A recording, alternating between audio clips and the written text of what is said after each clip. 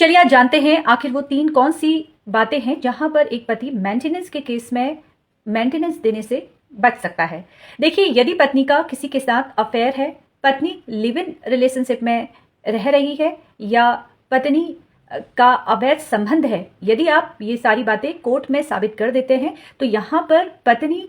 को मेंटेनेंस देने से बचाव आपका हो सकता है। दूसरी कंडीशन है कि यदि पत्नी स्वेच्छा से आपका घर छोड़ देती है, जहां पर कोई वैध कारण नहीं है और पत्नी अपनी मर्जी से आपका घर छोड़कर चली जाती है, आपके द्वारा बार बार मनाने की कोशिश की गई लेकिन वो आना ही नहीं चाहती है, तो ऐसी अवस्था में आप मेंटेनेंस के केस में आपका बचाव हो सकता है और मेंटेनेंस देने से आप बच सकते हैं। देखिए, यदि आपकी पत्नी, तीसरी बहुत महत्वपूर्ण बात, यदि आपकी पत्नी पढ़ी लिखी है, जहां पर उनके पास आय का स्रोत है, जहां पर वो स्वयं आपका घर छोड़कर गई है, आपके पास इतनी इनकम नहीं है जितनी की इनकम आपकी वाइफ की है, आप अगर ये साबित कर देते हैं तो यहां पर भी मेंटेनेंस के केस में बचाव किया जा सकता है। यदि महिला पढ़ी लिखी है, उनके पास आय का स्रोत है, आपसे ज्यादा वो पैसा कमा रही है, तो यहां पर आप पत्नी को भरण पोषण देने से बच सकते हैं, लेकिन आपको अपने बच्चों को भरण पोषण देना ही पड़ेगा। ऐसी ही कानूनी जानकारी प्राप्त करने के लिए मेरे सोशल मीडिया के अलग अलग प्लेटफॉर्म पर आप मुझसे जुड़ते रहिए।